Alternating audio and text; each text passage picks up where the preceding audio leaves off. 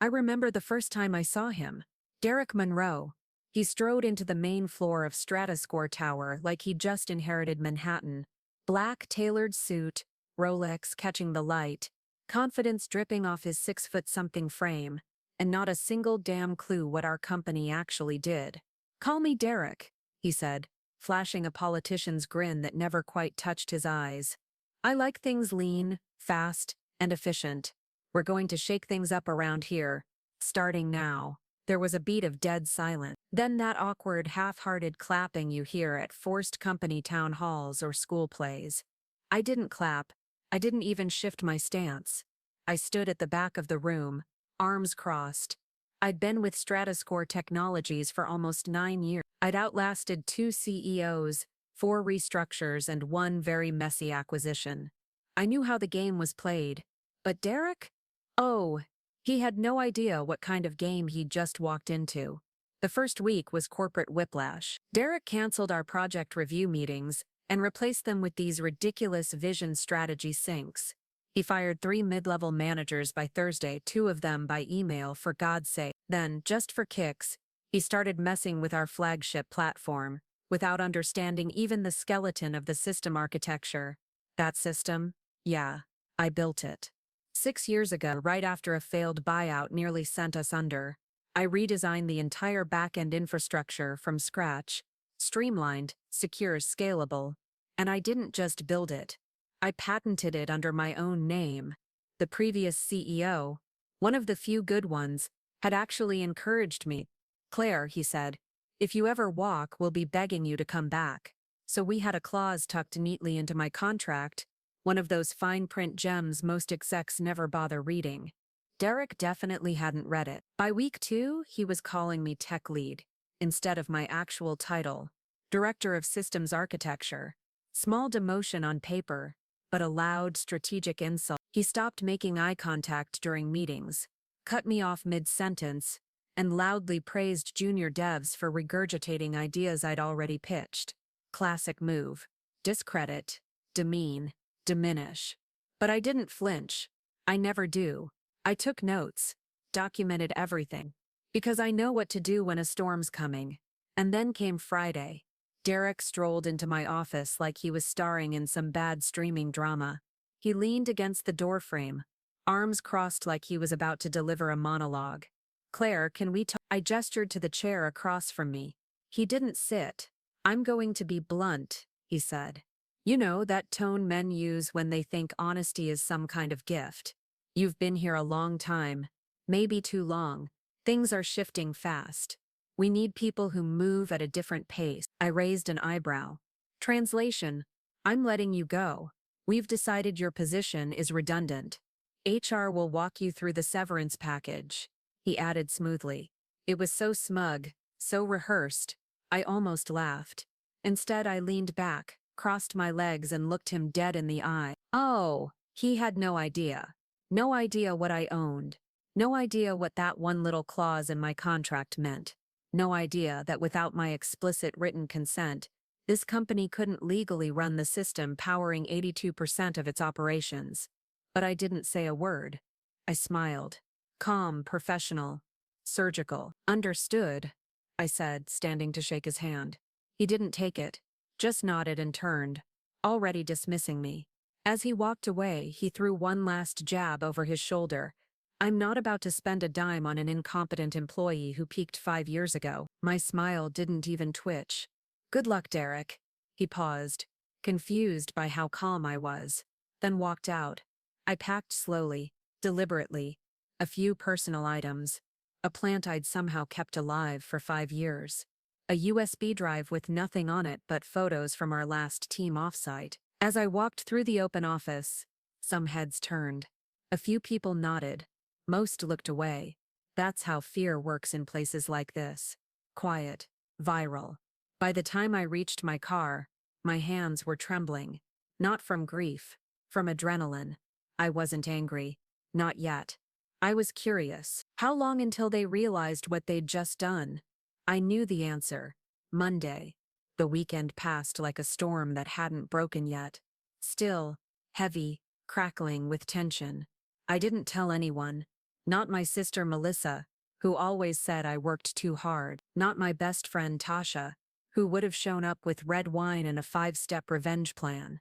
And definitely not my ex-husband Andrew, who once told me I was married to my job. I needed quiet, space, perspective. Friday night, I walked the length of New York City, past closed bookstores and sleepy cafes, letting the cold night air wrap around me. I wasn't mourning the job. I was mourning the insult, the audacity, the ignorance, the idea that someone who'd never written a single line of code could walk in, erase years of work, and call it redundant. By Saturday morning, I was done grieving. I was ready to move. I pulled the folder from my locked drawer, the one I kept at home, labeled only with a single word, contract. Inside, printed in stark black and white, was everything I needed. My name, Claire Hastings, listed as the sole inventor of the back-end infrastructure system StratusCore Technologies had been running on for 6 years. The patent was mine, not the company's, not the board's, mine. And there it was, the golden clause, notarized, legally reviewed, deliberately phrased. StratusCore held a licensing agreement for my system, renewable only with my direct consent. Any updates, scaling, or continued use required my written authorization. And wouldn't you know it, that license expired Monday. I let out a short, breathy laugh. Not because it was funny, because it was poetic. By 3:00 p.m., I had typed a crisp, factual email and sent it from my personal address. My company email had already been deactivated, of course. The subject line was clean and lethal: notice of intellectual property usage, expiration, immediate attention required. No fluff, no threats. Just the facts. Per our licensing agreement, the company's legal right to operate my patented architecture system would expire at 11 Sunday, unless renegotiated directly with me, the sole IP holder. Continued use beyond that would violate federal IP law, opening them to full legal consequence. I signed it formally, Claire Hastings, inventor, StratusCore Architecture, V2.3, patent No. S. 93. I CC'd the company's legal department, our old CTO, and yes, Derek Monroe. Then I closed my laptop, slipped into sneakers, and went for a run, 4 miles through the fog-wrapped sidewalks of New York, weaving past street carts and bundled-up tourists. I let the tension drain from my body with every step. This wasn't revenge. This was clarity in motion. By Sunday afternoon, my phone lit up like a slot machine. 2 missed calls from an unlisted number. 1 voicemail from 8. Claire, we're hoping to clarify something regarding your separation paperwork. Then legal. Please return our call as soon as possible to discuss the terms of your prior agreement with StratusCore. And finally, around 11, an email from Derek himself. Subject: urgent, contract, misunderstanding. Claire, I believe there's been a miscommunication. I'd like to speak directly to clear the air and resolve this before business resumes Monday. Please call me ASAP. Derek. There it was. The panic. Did I respond? Of course not. Let them stew. Let them come in on Monday and watch the whole damn machine seize. The CRM, the scheduling tools, the API integrations, the automated reports, the client dashboards, all of it. Gone dark. Not because I sabotaged anything, but because they thought I was disposable and forgot to check the foundation before kicking out the architect. I didn't want revenge. I wanted respect. And if it had to come in the form of panic emails and red-faced fire drills, so be it. By Monday, I'd already been up for hours. Coffee brewed, laptop open, phone fully charged. I sat on my couch in leggings and an oversized hoodie, watching the clock inch toward 8 a.m., the start of the StratusCore workday. At 8:07 my inbox exploded. System authentication failed. Clients cannot access portal. Backend error 503. Urgent. Then came a text. It was from Jenna Wells, my old friend in product. Jenna: Claire, did you do this? Please tell me this was you. Derek's melting down. Full systems down. Board is being looped in. It's chaos. I smiled, not out of malice, but out of truth. This was not sabotage. This was what happens when arrogant people underestimate value they can't comprehend. At 8:31, my phone rang. I picked up. Claire. Derek's voice cracked through the line, strained under a thick layer of forced calm and raw panic. We need to talk. I had no idea about the patent. Let's get you back in the office and… No, I said, cutting in gently. We're not talking about a job anymore. We're discussing licensing. I'm now an external partner. Silence. Claire. He tried again, voice lower now. Let's not make this personal. Oh, I said softly. This isn't personal. It's contractual. Then I hung up. Just like that, the real negotiation had begun. At 9:12 a.m., I stepped through the main lobby of StratusCore Tower, not through the back entrance like before, not hunched behind a travel mug and laptop bag. No, this wasn't a return. This was a reintroduction. My heels clicked sharply across the marble floor. Heads turned. Conversations stalled mid-sentence. A few people pretended not to notice, but they noticed. The receptionist blinked when she saw me. Miss Hastings, she said. I smiled. I have a meeting with legal. She nodded, slightly shaky, and picked up the phone. Elevator to the 7th floor, she said, almost whispering. They're expecting you. As the elevator doors closed, I caught my reflection in the mirrored panel, posture straight, expression calm, eyes steady. I wasn't nervous. I was focused. This moment wasn't about retaliation. It was about worth. I'd spent the entire weekend preparing for this, not to fight for my job, but to define my value on my terms. When I entered the legal conference room, the atmosphere was tight, not hostile. Martin Calloway, the general counsel, stood to greet me, followed by two of his team, Grace Chen and Leo Myers.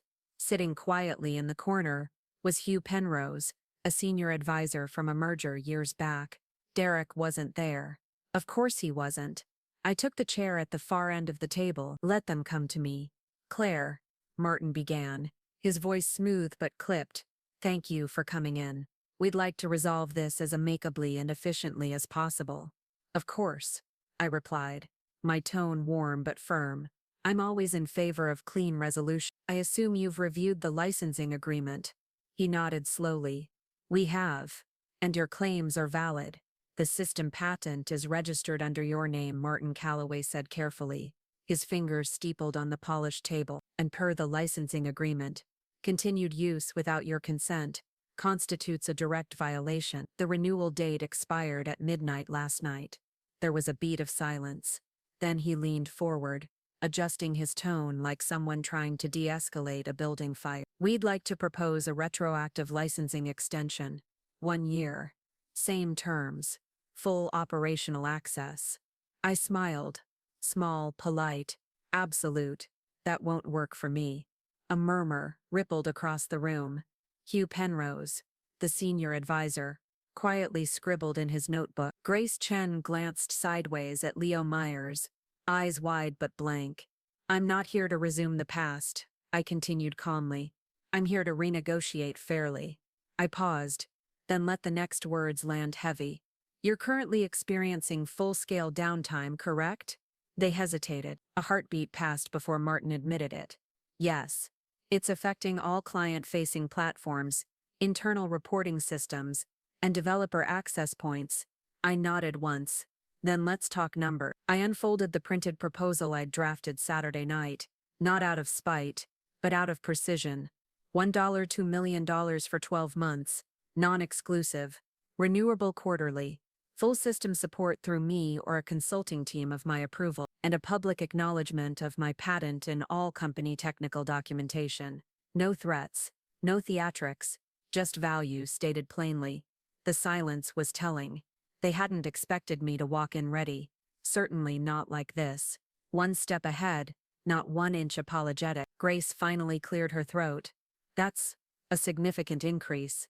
It's reflective of value, I said evenly. Something this company has clearly forgotten how to measure. Martin leaned back in his chair, exhaling through his nose. We'll need to take this to the board. I'll wait, I said simply.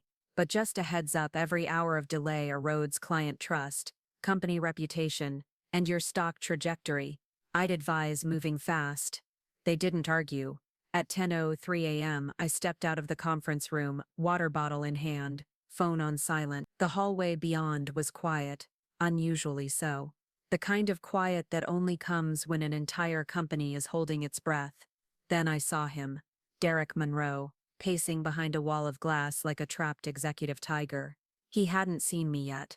When he did, he stopped in his tracks. His eyes widened, confusion first, then something that looked dangerously close to recognition. He approached slowly, controlled, like a man trying to avoid setting off a bomb he hadn't realized he'd built. "Claire," he said, voice clipped into civility. "I didn't expect you'd come in person." "No, Derek," I replied smoothly. "You didn't expect a lot of things." His hands slid into his pockets, aiming for casual. "Look, I think this has gone too far. We should have had a conversation before lawyers got involved." "You mean before you fired me?" I lifted an eyebrow. He flinched, just slightly. "That decision was made with incomplete information." "No," I said, standing straighter. "That decision was made out of ego, and now you're dealing with the consequences." He opened his mouth again, but I didn't give him the oxygen. "I'm not angry, Derek. I'm done being underestimated." I let my voice cool. "I've documented everything. The patent, the licensing terms, your email firing me without cause. I'm not here to argue. I'm here to negotiate." I stepped closer, just enough for my words to land exactly where they needed to. "If you want to salvage this deal, and maybe your job, you'll let legal do their work." His jaw twitched, his shoulders tensed. I didn't wait for a response. I turned and walked away. "Oh, and Derek?" I said over my shoulder with a faint smile. "Good luck." That word again. Luck. Something I never relied on. By noon, we were back in the summit conference room. The air had shifted. Gone was the corporate politeness. In its place, urgent. The board hadn't joined. Not physically, but I could feel them in the room. Behind the tight glances. Behind the whispered sidebars. Behind the stiff postures of everyone sitting across from me. This wasn't just a misunderstanding anymore. This was a crisis, one with operational fallout and stockholder implications. Martin faced me again, tie loosened, jaw tense. His posture had lost its polish. "We've reviewed your proposal," he said, voice measured. "And while we find the terms accurate," I corrected before he could say aggressive. He paused, then nodded. "Accurate," he agreed. "We're prepared to accept the licensing rate with a caveat. 6-month contract, renewable quarterly, public acknowledgement, phrased as technical collaboration rather than a full patent credit." I tilted my head. "No." His brows lifted. "Excuse me. I want it stated clearly, publicly. System designed and patented by Claire Hastings. No spin, no softened language." I leaned in. "This company ran on my architecture for 6 years. Every person in this building benefited from it. I'm not walking away nameless so Derek can save face." The room froze. Grace looked down at her notes. Hugh scribbled furious. Martin removed his glasses and rubbed the bridge of his nose. "We'll take that to the board." "Do that," I said, standing. I gathered my folder with steady hands. "And while you're at it, I'd recommend full transparency." I paused at the door, looking each of them in the eye. "Because the Federal Compliance Bureau doesn't take kindly to unreported licensing conflicts that jeopardize critical systems." The line hit like a hammer. We all knew what that meant. The quiet fear that every executive keeps locked in a desk drawer. A single IP failure, one missed disclosure. It could trigger audits, investor panic, even delisting threats. I knew their playbook, but now, I had my own. As I stepped out into the hallway, the air hit me, electric, sharp, and that's when I saw Jenna Wells, lingering by the elevators, eyes wide with barely contained glee. She rushed over, phone in hand. "They're calling you, the firewall upstairs," she whispered, grinning. I gave her a slow smile. "Better than being called redundant." She laughed, then leaned in, her voice dropping to a hush. "People are talking.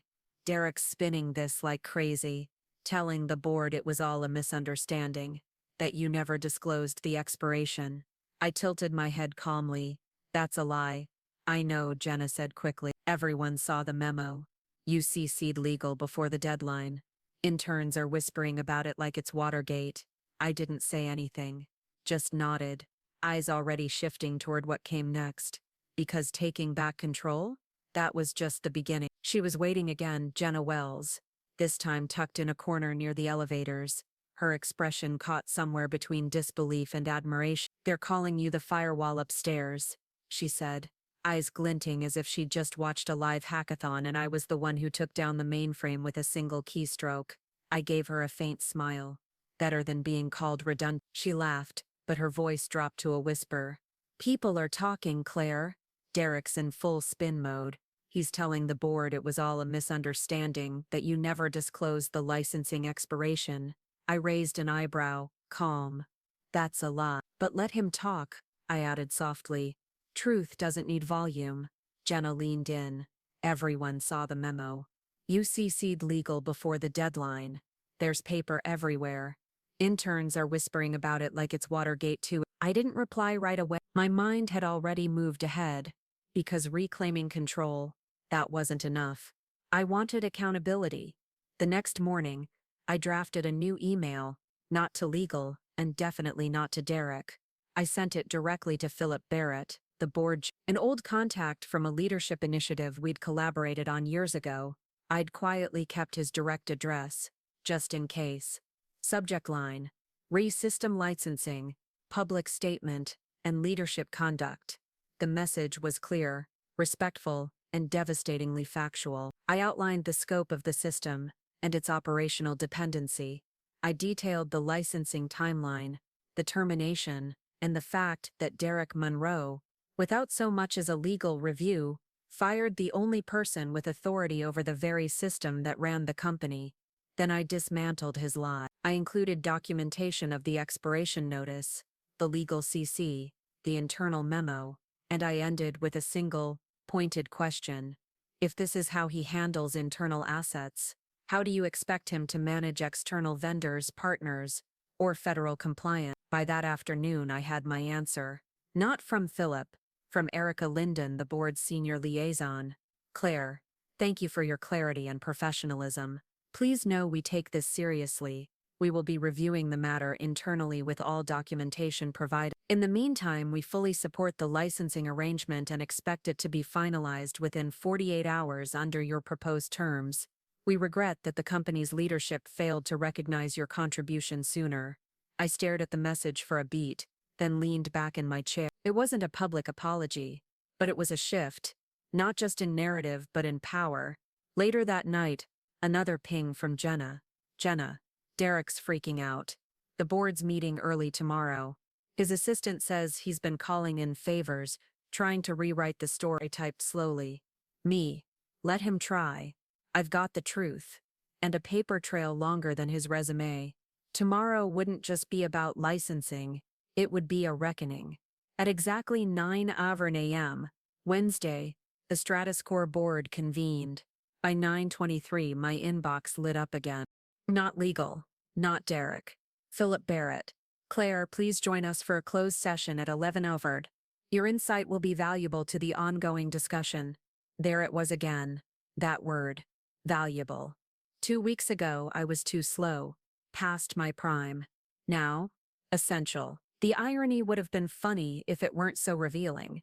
At 10:55 a.m., I walked into the executive boardroom on the top floor of StratusCore Tower, a room I'd only been in once before, years ago when I quietly presented a system upgrade roadmap the previous CEO had signed off on without even looking me in the eye. Back then, I stood in the corner unnoticed. Today, I walked straight to the seat reserved for me. No hesitation. Derek Monroe was already there. Opposite end of the table, arms crossed, phone face down on the table like a toy someone had told him not to touch. His tie was perfect. His smile was memorized. But the fear in his eyes, that wasn't acting. The meeting opened with formalities. Then the chair turned to me. Claire, Philip said, calm but direct. Thank you for being here. We've reviewed your documentation. We'd like to hear your perspective briefly before we deliberate. I nodded.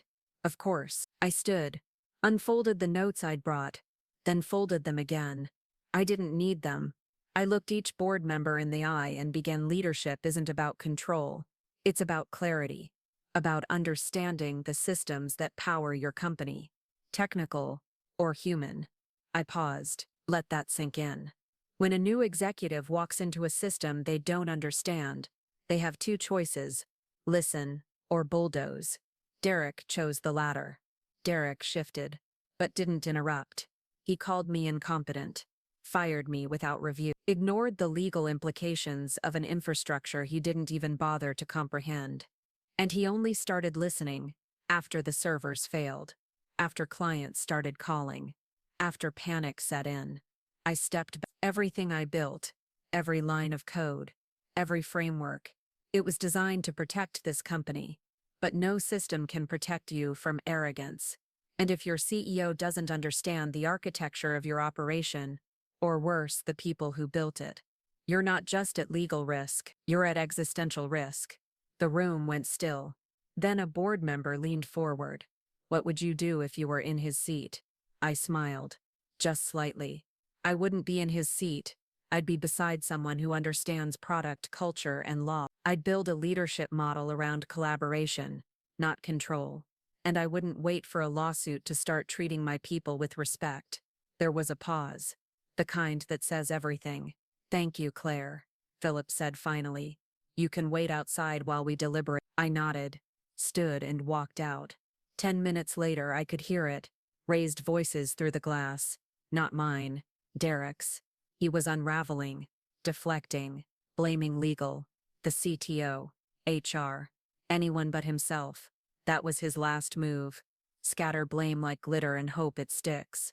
But this time, it didn't. At 11:47 a.m., Philip Barrett stepped into the hallway. Claire, he said quietly, we've concluded our session. We'd like to speak with you privately. I followed him back into the boardroom. This time, Derek was gone.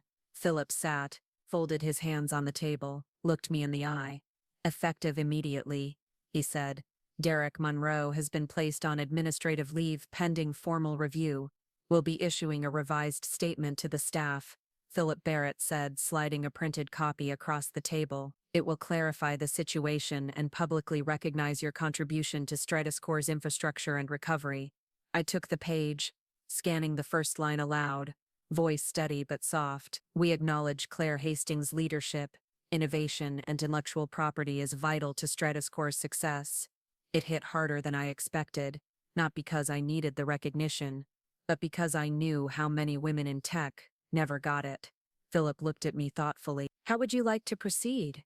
I've already agreed to the licensing, I said, but I'd like to offer consulting, short-term, no full-time return. I want autonomy. And I want to help you build real protections, so this never happens again. He nodded once. Consider it done. I stood to leave. As I turned, he added, Claire, you didn't just protect the system, you saved the company. I gave a quiet nod. I know. And just like that, the weight I'd been carrying, anger, betrayal, pressure, it began to lift, not all at once, but in pieces, like armor I no longer needed. In the hallway, Jenna was waiting. He's gone, she whispered. I smiled, suspended. For now. And you?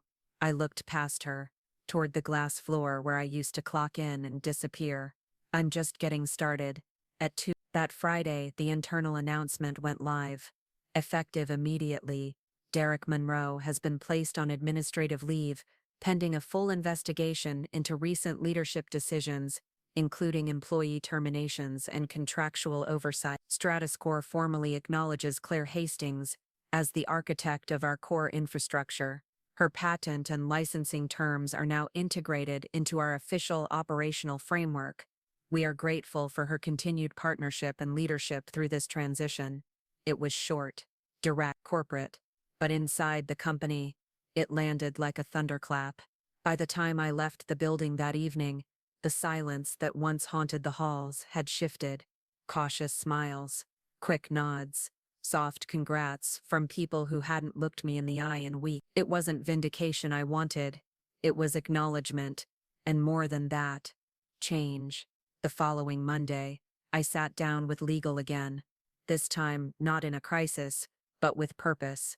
I proposed a framework, a real one, built to safeguard internal innovation and shield employees from leadership malpractice. It included mandatory IP contract reviews during leadership transitions, anonymous whistleblower channels with direct board access, a mentorship program for junior engineers focusing on ownership, credit, and boundaries. I didn't want to just leave with a win. I wanted to leave something behind. Within the week, the consulting agreement was finalized. 90 days. My terms. My pace. I'd help stabilize the system's post-chaos and prepare the next lead architect to take over. People kept asking me, "Are you coming back full-time?" The answer was always, no. Because while I loved the work, the company had changed, and so had I. 2 weeks into the new role, after a long design session, I stepped outside for air. That's when I saw them, a small group of interns passing by. One of them, a young woman with thick glasses and nervous energy, paused. "Excuse me," she said, eyes wide. "Are you Claire Hastings?" I nodded. Her face lit up. "I just wanted to say thank you. What you did. It's kind of legend. We talk about it all the time in the Slack channels. You made it okay for people to speak up."